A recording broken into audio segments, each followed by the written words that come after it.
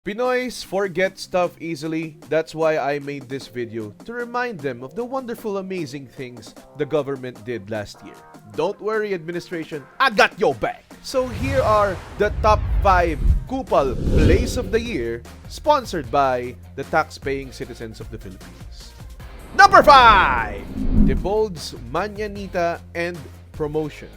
Last May, law enforcement boss Hog Debold Sina celebrated his birthday in a manyanita. Could you hear the air quotes on that? Manyanita. Events include breaking the law on mass gathering, breaking the law on social distancing, and the terrible use of Voltes 5 as a birthday theme. So what does this cop get out of breaking the law?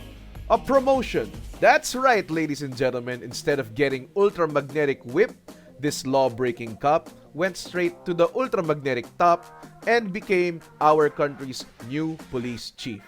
Coming in at number 4, PhilHealth makes 15 billion pesos disappear. PhilHealth, a government-owned corporation supposedly helping the sick, is apparently helping themselves with the hard-earned money Pinoys are taking out of their salary. The recent scandal exposed these sons of bitches for allegedly pocketing 15 billion pesos. 15 billion, man! Sobrang dami nun! Kahit manalo ka ng loto 10 times, di mo makukuha yung pera na yun. Alam nyo ba kung gaano kadami ang 15 billion pesos? Sa 15 billion pesos, pwede kang bumili ng 200 million pieces of Chicken Joy. May rice na yun, ha? 100 million months of Netflix or 30 million na boto sa susunod na eleksyon. Numero 3, the Antiterror Law.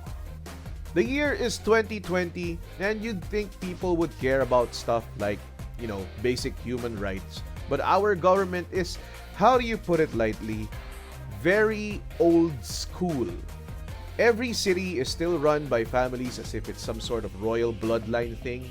Toxic masculinity and misogyny is seen as a positive trait, and Juan Ponce Enrile is still in office. So yeah, old school nga tayo.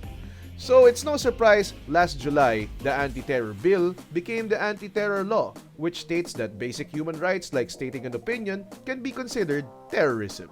But I do want to note that there's a part within the law that excludes advocacy, protest, dissent, creative, artistic, and cultural expressions from being called terrorism. So all these things I just said are safe. Eat shit, DDS. You can't touch me.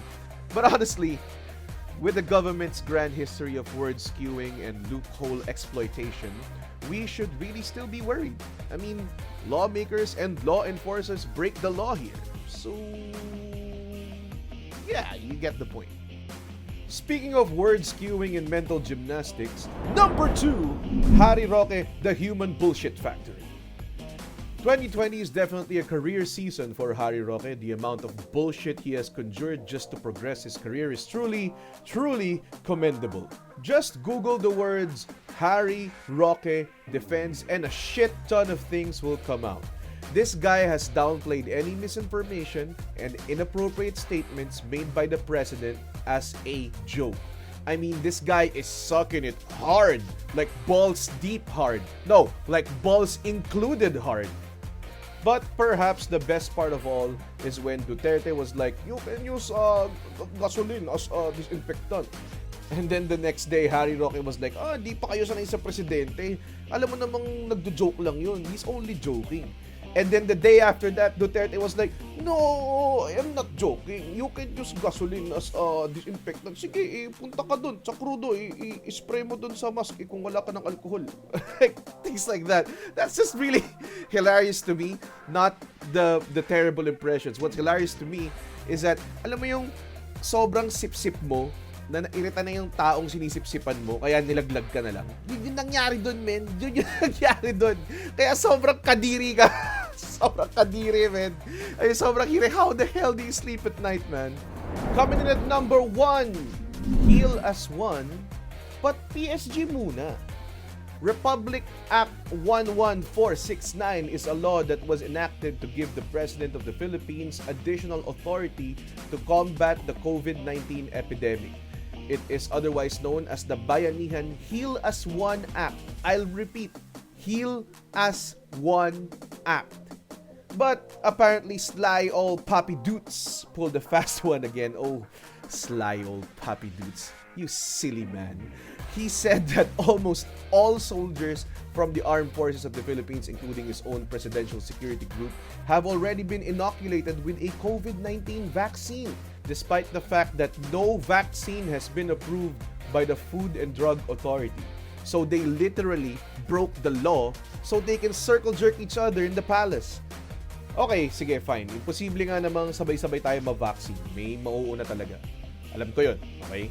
But surely, there are so many more people much more qualified to get the vaccine first. Like, I don't know, medical frontliners, like doctors, nurses, paramedics, essential workers that handle our food, farmers, truck drivers, mga kargador na nag-aahatid ng mga essential items. Hindi ko alam, di lang ako expert, pero I'm pretty sure that's a better idea than giving it to the military first. Heal as one mo, mukha mo. And that concludes the top 5 Kupal plays of the year 2020. But of course, let's not forget all the other amazing things that happened just this year. Take a look. So make sure, guys, you never, ever forget until 2022. I'll do my best to remind you guys, but please, don't forget. Keep it in mind when you vote. And if you haven't registered to vote yet, please do so. Please register to vote for 2022. My name is Red Oliero. Have a very happy New Year.